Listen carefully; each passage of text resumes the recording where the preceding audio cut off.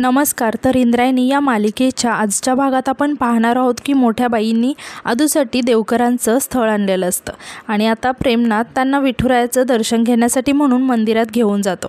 तेव्हा राया म्हणजेच नारायणीचा मुलगा आदूला विचारतो की काय मग आवडली का मामी. तेव्हा आदू खूप शॉक होतो आणि आश्चर्याने रायाला विचारतो की मामी काय बोलतोयस काय तू. तेव्हा राया म्हणतो की अरे तुझ्या लग्नासाठीच आणली आहे तिला. तेव्हा मोठ्या बाई खूप घाबरतात आणि त्या रायाला म्हणतात की काही काय बोलतोयस रे. तेव्हा राया मोठ्या बाईंना म्हणतो की तुझं आणि पप्पांचं बोलणं ऐकलंय मी, अधोक्षज मामांसाठी चांगली आहे ती पोरगी माहिती आहे मला. तेव्हा मोठ्या बाई खूप टेन्शनमध्ये येतात आणि त्या नारायणीला म्हणतात की नारायणी याला आधी आतमध्ये घेऊन जा बघू आणि पहिले याचं तोंड बंद कर, घेऊन जा त्याला इथून. तेव्हा नारायणी रायाला खेचतच आतमध्ये घेऊन जाते. आता आदू मोठ्या बाईंना विचारतो की आई अगं काय बोलतोय तो. तेव्हा मोठ्या बाई म्हणतात की नाही म्हणजे बरोबरच बोलतोय तो, पण असं धपकन कोणी सांगतं का. पण तू काळजी करू नकोस हा, तुझी आई कधी तुझं वाईट होऊ देईल का.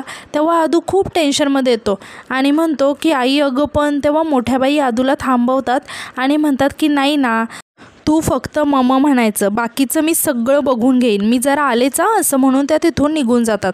तर अधोक्षज इकडे खूपच टेन्शनमध्ये आलेला असतो. तर दुसरीकडे आपण पाहतो की इंदू गोपाळला म्हणत असते की 10 वर्ष झाले अरे त्या गोष्टीला, आता तरी हट्ट सोड. तेव्हा गोपाळ वैतागून म्हणतो की इंदे परत तेच. तेव्हा इंदू गोपाळला म्हणते की तू घरी चल ना, आज आपल्या आदूचा वाढदिवस आहे रे, सकाळपासून हातात फोन घेऊन बसलाय तो, आत्ता तू कॉल करशील मग करशील. तेव्हा गोपाळ चिडत इंदूला म्हणतो की इंदे यार तू मला त्रास नको देऊस ना, मला खूप कामं आहेत ग. यावर इंदू म्हणते की अरे कर ना कामं, पण काम झाल्यावर तरी येशील ना घरी. तेव्हा गोपाळ इंदूला म्हणतो की नाही, डॉक्टरांना राहायला क्वार्टर्सची सोय असते. तेव्हा इंदूला खूप वाईट वाटतं आणि ती म्हणते की स्वतःचं घर असताना तू क्वार्टर्समध्ये राहणार. तेव्हा गोपाळ इंदूला म्हणतो की ते घर माझं नाही, जमीन तुझी आहे आणि घर त्या व्यंकट महाराज दिग्रजकरांचं. तेव्हा इंदूला खूप राग येतो आणि ती गोपाळचा कॉलर पकडत त्याला म्हणते की व्यंकू महाराज तुझे वडील आहेत, हे कधी समजणार आहे तुला. यावर गोपाळ इंदूला म्हणतो की अगं झालं, स्वतःच्या मुलाच्या जीवापेक्षा देवाच्या डोक्यावरील मुकुटाची जास्त काळजी आहे, ती तो माझा बाप कधी असूच शकत नाही असं म्हणून तो जायला लागतो. तेव्हा इंदू त्याला थांबवत म्हणते की गोपाळ अरे आई कसं नको करूस. तेव्हा गोपाळ इंदूला धक्का देऊन रागातच तिथून निघून जातो. तेव्हा इंदू गोपाळला आवाज देत असते, मात्र गोपाळ इंदूचं काही न ऐकता तिथून निघून जातो. तेव्हा इंदूला खूप वाईट वाटतं आणि ती खूप रडायला लागते. आता तितक्यात कुणीतरी एक माणूस येतो आणि इंदूला फोन देत म्हणतो की इंदू अगं आदूचा फोन आहे, त्याला तुझ्यासोबत काहीतरी बोलायचं आहे महत्त्वाचं. तेव्हा इंदू फोन घेते आणि म्हणते की हा आदू बोल. तेव्हा आदू इंदूला म्हणायला लागतो की इंदू अगं कुठे आहेस तू, लवकर ये ना घरी. आणि तो खूपच टेन्शनमध्ये असतो. तेव्हा इंदू त्याला विचारते की काय झालं आहे आदू. तेव्हा आदू म्हणतो की अगं इकडे खूप मोठा प्रॉब्लेम झाला, ये ना तू लवकर. तर आता यानंतर आपण पाहतो की देवकर आणि त्यांची मुलगी शैलजा वाड्यात आलेले असतात. आता मोठ्या बाई प्रेमनाथसुद्धा तिथेच असतात. तर नारायणी त्यांना चहा पाणी देत असते आणि छोटा राया इकडून तिकडून पळत मस्ती करत असतो. आता देवकर मोठ्या बाईंना म्हणतात की आज होळीच्या दिवशी व्यंकट महाराजांचं कीर्तन ऐकायला मिळणार आहे. हे ऐकून आनंद झाला. तेव्हा मोठ्या बाई थोड्याशा टेन्शनमध्ये येत म्हणतात की हो खरं आहे. आता देवकर मोठ्या बाईंना म्हणतात की मोठ्या बाई तुमचं नियोजन म्हणजे त्याच्याबद्दल बोलायलाच नको. हे ऐकून मोठ्या बाई खूप शॉक होतात आणि घाबरत विचारतात की म्हणजे.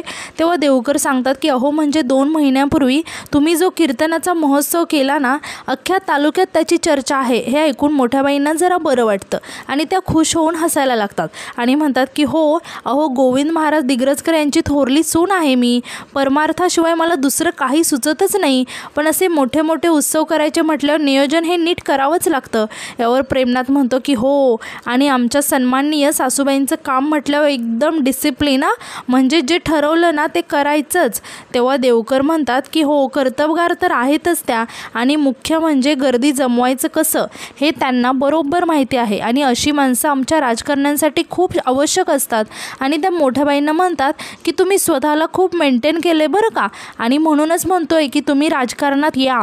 तेव्हा मोठ्या बाई खूप खुश होतात आणि म्हणतात की थँक्स. आता राया देवकरांना म्हणतो की काका जसे तुमचे पांढरे केस आहेत ना, तसे आमच्या मोठ्या बाईंचे पण पूर्ण पांढरे केस आहेत, त्यांनी आत्ताच कलर केलं आहे. तेव्हा प्रेमनाथ रायाला ओरडायला लागतो की आता मोठ्या बाईंना थोडंसं लाजल्यासारखं होतं आणि त्या अडखळत म्हणतात की की नातू आहे माझा तो, जरा खोडकर आहे ना. यावर देवकर म्हणतात की हो खूप गोड आहे. यावर राया म्हणतो की आणि ती माझ्याशी कडू बोलते. आता मोठ्या बाई खूपच टेन्शनमध्ये येतात आणि नारायणीकडे बघत म्हणतात की नारायणी, याला आज अभ्यास असेल ना, घेऊन जा ना मग त्याला अभ्यास करायला. तेव्हा नारायणी रायाला म्हणायला लागते की राया चल बघू अभ्यास आहे ना तुझा. तेव्हा राया पटकन येऊन एका खुर्चीवर बसत म्हणतो की नाही मी इथेच बसणार, मला खूप मजा येते. तेव्हा प्रेमनाथ कौतुकाने म्हणतो की नारायणी बसू दे त्याला, इथे बसू दे. तेव्हा मोठ्या बाई प्रेमनाथकडे खूपच रागाने बघायला लागतात. तेव्हा प्रेमनाथ घाबरून मोठ्या बाईंकडे बघत म्हणतो की आता बसलाच आहे तर बसू द्या ना. आता शकुंतलासुद्धा तिथे येते. तेव्हा मोठ्या बाई शकुंतलाची ओळख करून देत म्हणतात की ही माझी जाऊ आहे बरं का. तेव्हा देवकर म्हणतात की व्यंकट महाराजांच्या सौभाग्यवती ना, आणि विचारतात की पण ते दिसत नाही आहेत कुठे.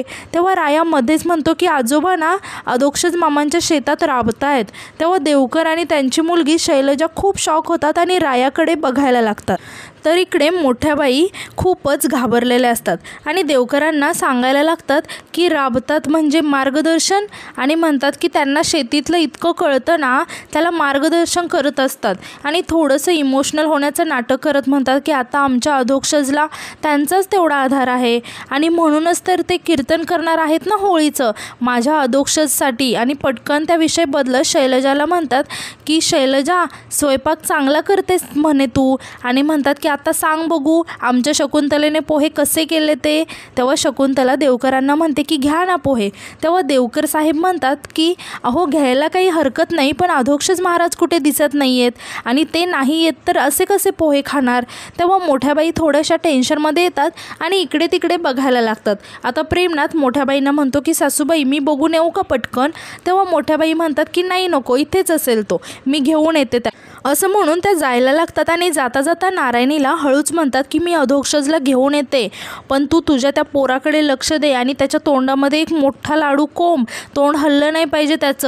असं म्हणून त्या अधोक्षजला बघायला आतमध्ये निघून जातात. तर इकडे नारायणी रायाला म्हणते की राया तुला लाडू आवडतो ना, चल बघू मी तुला लाडू देते. तर इकडे अधोक्षज खूपच चिडलेला असतो आणि तो स्वतःशीच म्हणतो की तो गोपाळदादा म्हणतो ना टेकन फॉर ग्रँटेड, तसंच होतंय हे. आईने मला हे सगळं सांगायला पाहिजे होतं. तेव्हाच तिथे मोठ्या बाई येतात आणि अधोक्षजला असं चिडलेलं पाहून त्या खूप शॉक होतात आणि पटकन दरवाजा लावून घेतात.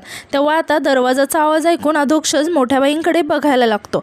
तेव्हा मोठ्या बाई अधोक्षजजवळ येऊन त्याला म्हणतात की अधोक्षज काय सांगितलं नाही मी तुला. तेव्हा अधू म्हणतो की हेच जे तू ठरवलंयस ना माझ्या लग्नाचं ते. तेव्हा मोठ्या बाई घाबरत म्हणतात की हळू बोल. यावर अधू चिडून म्हणतो की का हळू बोलायचं मी, तू मला एकदा विचारलं सुद्धा नाही. यावर मोठ्या बाई म्हणतात की विचारायचं काय त्यात, शैलजा साजरी आहे. यावर अधू चिडत म्हणतो की असू दे, मला काही नाही करायचं लग्न. तेव्हा मोठ्या बाई अधूला समजवायला लागतात मात्र, आणि तो खूपच चिडलेला असतो आणि तो जोरात म्हणतो की मला नाही करायचं लग्न. तेव्हा मोठ्या बाई अधूला म्हणतात की अच्छा, म्हणजे आईच्या सन्मानाची आईशी तशी करायची आहे असंच ठरवलेस का तू. यावर अधू म्हणतो की अगं मला नाही करायचं लग्न. तेव्हा मोठ्या बाई म्हणतात की काय सांगते मी, असं मी काय अंतरपट धरून उभी आहे का, मी इतकंच म्हणते ना की एकदा भेटून घे म्हणून. यावर अधू म्हणतो की नाहीच करायचं आहे मला लग्न. यावर मोठ्या बाई अधूला समजावत म्हणतात की अरे चांगली माणसं आहेत, मुलगी चांगली आहे, ते देवकर साहेब तर खूप चांगले आहेत, तू जर त्यांचा जावई झाला ना. तेव्हा अधू म्हणतो की नाही व्हायचं आहे मला त्यांचा जावई, आणि ज्या गावात मला जायचंच नाही त्या गावची बस कशाला पकडू मी. तेव्हा मोठ्या बाई अधूसमोर सुद्धा इमोशनल होण्याचं नाटक करत म्हणायला लागतात की ठीक आहे, असं आहे का, सगळेजण मला एकटी पाडणार का, आता तू सुद्धा माझ्याशी असंच वाग, तुझे वडील मला सोडून गेले, आता तू एकटा पाडा. आणि असं काय सांगते रे मी फक्त इतकंच म्हणलं ना की एकदा त्यांना भेटून घे म्हणून. माणुसकीच्या नात्याने कोणी पण भेटेल बोलेल, पण नाही तुला भेटायचं नाही आहे. आणि त्या म्हणायला लागतात की माझंच चुकलं, मीच चुकीचे आहे असं म्हणून त्या स्वतःलाच मारून घ्यायला लागतात. तेव्हा अधू खूप घाबरतो आणि मोठ्या बाईंना थांबवत म्हणतो की आई अगं असं नको करू, नको मारून घेऊ स्वतःला. तेव्हा मोठ्या बाई रागात अधूला म्हणतात की मग काय करू, सांग ना काय करू. त्यांच्याकडे जाऊ आणि त्यांना म्हणू का मी ठीक आहे, तुम्ही असं करा, तुमच्या पायातील पायथन काढून मारा मला, माझा मुलगा माझा अपमान करतोय, तुम्ही कशाला माझा मान ठेवताय, मारा मला, थांब सांगते त्यांना. असं म्हणून ते तिथून जायला लागतात. तेव्हा अधू मोठ्या बाईंना थांबवत म्हणतो की थांब बाई. त्यामुळे मोठ्या बाई आता थांबतात आणि अधू काय बोलतो हे ऐकायला लागतात. तेव्हा अधू म्हणतो की मी भेटतो त्यांना. तेव्हा मोठ्या बाई खूप खुश होतात कारण त्यांचा इमोशनल ब्लॅकमेलिंगचा प्लॅन आता सक्सेसफुल झालेला असतो आणि त्या हसायला लागतात. आणि आदूकडे बघायला लागतात. तेव्हा आदू म्हणतो की पण मी नाहीच म्हणणार आहे हा. तेव्हा मोठ्या बाई म्हणतात की आत्ताच म्हणणार आहे का. यावर आदू सांगतो की आत्ता नाही पण नंतर नाही म्हणेल. यावर मोठ्या बाई म्हणतात की तेच सांगते मी, एकदा पाहिल्यानंतर बोलल्यानंतर तू हो पण म्हणू शकतो. तेव्हा आदू रागाने म्हणतो की नाहीच म्हणणार. तर इकडे बाहेर प्रेमनाथ देवकरांसोबत बोलत असतो आणि स्वतःचं कौतुक करत त्यांना सांगत असतो की आम्ही मोठ्या बाईंचे एकुलते एक जावई, म्हणजे आमचं कसं आहे सगळं काही नियोजन आम्हीच बघत असतो, सगळं आमच्या मार्गदर्शनाखालीच होत असतं. तेव्हाच आता मोठ्या बाई तिथे येतात. आता मोठ्या बाईंना बघून देवकर मोठ्या बाईंना विचारतात की अहो आदोक्षजराव कुठे आहेत. तेव्हा मोठ्या बाई म्हणतात की आहे आईच्या मागेच आहे असं म्हणून त्या पाठी बघायला लागतात. तर आदोक्षच त्यांच्या पाठी नसतो. तेव्हा मोठ्या बाई थोड्याशा टेन्शनमध्ये येतात आणि आदूला आवाज द्यायला लागतात. तेव्हा आदू नाईलाजाने बाहेर येतो. तेव्हा मोठ्या बाई सांगतात की हे पहा आलाच, आणि त्या प्रेमनाथला तिथून उठायला सांगून आदूला तिथे बसायला सांगतात. आता तितका तिथे इंदू येते आणि हे सर्व बघायला लागते. आता मोठ्या बाई देवकरांना म्हणतात की तुम्ही म्हणालात ना की आदोक्ष झाल्यानंतर पोहे घेईन म्हणून, आता घ्या बघू पोहे. आता आदूचं लक्ष इंदूकडे जातं आणि इंदूला बघून आदू खूप खुश होतो. आता इंदू आदूला खुणावूनच विचारायला लागते की हे काय आहे. तेव्हा आदूसुद्धा मोठ्या बाईंना खुणावून दाखवायला लागतो. आता तितक्यात आदू आणि इंदूचं असं खाणाखुणाने बोलणं चाललेलं पाहून देवकर खूप आश्चर्याने त्या दोघांकडे बघायला लागतात. तर शैलजासुद्धा इंदूकडे बघत असते. आता देवकर इंदूकडे बघत विचारतात की ह्या कोण आहेत. तेव्हा मोठ्या बाई काहीच उत्तर देत नाहीत आणि त्या पटकन आदूच्या बाजूला जाऊन बसतात आणि म्हणतात की अधोक्ष जरी पाया पड, मोठे आहेत ना. तेव्हा आदू देवकरांच्या पाया पडतो आणि परत इंदूकडे बघायला लागतो. आता नारायणी मध्येच इंदूकडे बघत म्हणते की ही इंद्रायणी वाडीकर. तेव्हा मोठ्या बाईंना खूपच राग येतो. आता इंदू देवकरांना रामकृष्ण हरी म्हणते. तेव्हा देवकर बघायला लागतात आणि म्हणतात की इंद्रायणी वाडीकर म्हणजे बालकीर्तनकार इंद्रायणी सोपान वाडीकर त्या याच का.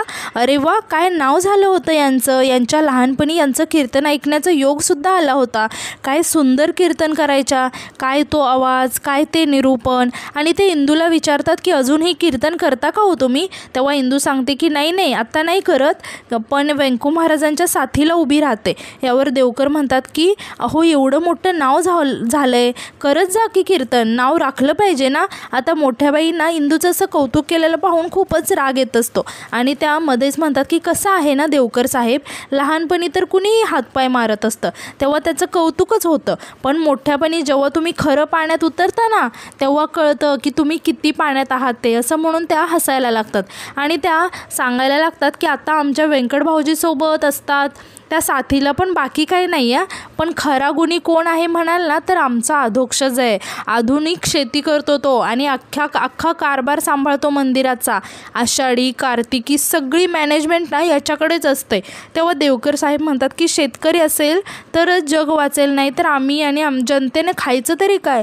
तेव्हा मोठ्या बाई अजून आदूचं कौतुक करत म्हणतात की आणि एवढंच नाही बरं का, मोबाईल शॉपी पण आहे, जुनं नवं रिपेअरिंग सगळं करतो आणि सगळ्या ब्रँडचे मोबाईल असतात आमच्याकडे. त्या आसपासची गावं आहेत ना त्यामधला युवक वर्ग त्यामध्ये एकदम पॉप्युलर, सगळी मुलं ना आमच्याच दुकानामध्ये पडीक असतात. आता हे सर्व ऐकून आदू खूपच वैतागलेला असतो. तर इंदू हळूहळू हसत असते. तर मोठ्या बाई देवकरांना सांगतात की 2 माणसं आहेत आमच्याकडे कामाला आणि आदूकडे बघत म्हणतात की आणि आज तर एकदम त्याचा स्पेशल दिवस आहे. आणि त्या आदूला म्हणतात की अधोक्षच उभं राहा. तेव्हा आदू खूप शॉक होऊन मोठ्या बाईंकडे बघायला लागतो. आता मोठ्या बाई आदूला म्हणतात की उभं राहा आणि नमस्कार कर बघू परत. तेव्हा आदू खूप टेन्शनमध्ये येऊन उभं राहतो आणि देवकरांना जाऊन नमस्कार करायला लागतो. तेव्हा मोठ्या बाई सांगतात की आज ना वाढदिवस आहे त्याचा. तेव्हा देवकर आदूला आशीर्वाद देतात. आता आदू म्हणतो की थँक्यू. आता आदूला असं अडखळताना बोललेलं पाहून शैलजा आणि देवकर साहेब खूप शॉक होऊन आदूकडे बघायला लागतात. आता मोठ्या बाई आदूला म्हणतात की बस इथे. तेव्हा आदू मोठ्या बाईंना म्हणतो की नको, ते होळीचा कार्यक्रम आहे ना. आता आदूला असं अडखळत बोललेलं पाहून शैलजा खूपच शॉक झालेले असते. तर बिचारा आदू अडखळत बोलत असतो आणि म्हणतो की त्याची ना तयारी करायला जायचं आहे, जातो मी. तेव्हा शैलजा आदूला असं अडखळताना बोललेलं पाहून हळूहळू हसायला लागते. तेव्हा इंदू शैलजाकडे बघायला लागते आणि इंदूला खूपच राग येतो. आता आदू येतो मी असं म्हणून तिथून निघून जातो. तर आदूचं असं अडखळताना बोललेलं ऐकून शैलजा खूपच हसत असते आणि इंदूला शैलजाचा खूपच राग येत असतो आणि आणि ती खूप रागाने शैलजाकडे बघत असते. तेव्हा मोठ्या बाई इंदूकडे बघायला लागतात. तेव्हा इंदू घाबरून तिथून निघून जाते. तर दुसरीकडे आपण पाहतो की पप्या फोनवरती बोलत असतो आणि सांगत असतो की आपल्या फंटा गँगच्या मेंबरच्या वाढदिवसाची पार्टी आहे, नियोजन एकदम परफेक्ट झालं पाहिजे, नाहीतर असं मारेल ना तितक्यात त्याला पाठीमागून कोणीतरी जोरात मारतं. तेव्हा पप्या खूप घाबरतो आणि पाठी वळून बघायला लागतो. तर आपला गोपाळ आलेला असतो आणि तो पप्याकडे बघून खूप हसायला लागतो आणि म्हणतो की पप्या, अरे पक्षाचं काम काय सुरू केलंस तू, लोकांना दम द्यायला लागलास की लेका. यावर पप्या म्हणतो की अहो जसा पेशंट तशी दवा, आणि असलं बोलल्याशिवाय कामचुकार माणसं ना काम करत नसतात. तुम्हाला मानलं राव, आपण नाही म्हणाला आणि आला. यावर गोपाळ म्हणतो की हां मग मानलंच पाहिजे, एकदा शब्द दिला की दिला. यावर पप्या म्हणतो की एक राजा हरिश्चंद्र आणि त्याच्यानंतर तुझी कमिटमेंट. तेव्हा गोपाळ पप्याची मस्करी करत त्याला मारायला लागतो आणि म्हणतो की तुझ्या तर मला नको हरभऱ्याच्या झाडावर चढवू, मला माहिती आहे केवढं असतं ते. यावर पप्या हसत म्हणतो की डोक्यालिटीमध्ये गोपाळ दिग्रजकर ऐकत नसतात कोणाचं. आता तुम्ही एवढे मोठे डॉक्टर झालात आणि आता गावात आलाय. यावर गोपाळ थोडासा शांत होतो आणि म्हणतो की तेच तर मला कळत नाही आहे ना, बरोबर इकडेच कसा काय आलो. आणि म्हणतो की तुला माहिती आहे का 7 लाख खेडे आहेत भारतात आणि सरकारने मला नेमकं इकडेच पाठवलं आहे. यावर पप्या म्हणतो की पण तू आल्याची बातमी आपण अजून फोडली नाही बरं का गावात, आणि जर हे इंदूला कळलं ना तर ती माझ्यावर खूप वैतागेल. आणि गोपाळला विचारतो की मी काय म्हणतो, तिला सांगायचं का आपण. यावर गोपाळ म्हणतो की अरे कळलंय तिला. तेव्हा पप्या आश्चर्याने विचारतो की कधी, केव्हा, कसं. यावर गोपाळ सांगतो की दुपारी दवाखान्यात आली होती, आत्तापर्यंत तर सगळ्या गावात बातमी पसरवली असेल तिने. यावर पप्या म्हणतो की म्हणजे मी सांगायच्या आधीच तिला कळलंय. यावर गोपाळ म्हणतो की आता तुला सांगतो, आता ती आहे ना बातमी बरोबर माझ्या घरच्यांपर्यंत असं म्हणत असतानाच त्याचं लक्ष अचानक व्यंकू महाराजांकडे जातं. तर व्यंकू महाराज तिथूनच थोड्याशा अंतरावरून चाललेले असतात. आता गोपाळ व्यंकू महाराजांना बघून खूपच टेन्शनमध्ये येतो आणि पटकन गाडीच्या पाठी लपण्यासाठी म्हणून खाली बसतो. तेव्हा पप्या आश्चर्याने गोपाळला विचारतो की अरे काय झालं असं खाली बसायला. तेव्हा गोपाळ खुणावूनच सांगतो की तिकडे बघ. तेव्हा पप्या इकडे तिकडे बघायला लागतो. तेव्हा त्यालासुद्धा व्यंकू महाराज दिसतात. आता गोपाळला अचानक तो दिवस आठवायला लागतो जेव्हा अंताजींनी त्याला वाचवण्यासाठी स्वतःचा जीव गमावला होता आणि त्या घटनेनंतर त्याने व्यंकू महाराजांसोबतचे सगळे संबंध तोडलेले. आता हे सगळं गोपाळला आठवायला लागतं आणि त्याला खूप राग येतो. आता पप्या गोपाळला म्हणतो की गेलेत. तेव्हा गोपाळ उठून इकडे तिकडे बघायला लागतो. आता पप्या म्हणतो की गेले तुझे बाबा. यावर गोपाळ रागात म्हणतो की ते माझे बाबा नाही आहेत, ते फक्त व्यंकट महाराज दिग्रजकर आहेत. यावर पप्या म्हणतो की अरे म्हणजे तुझे बाबा.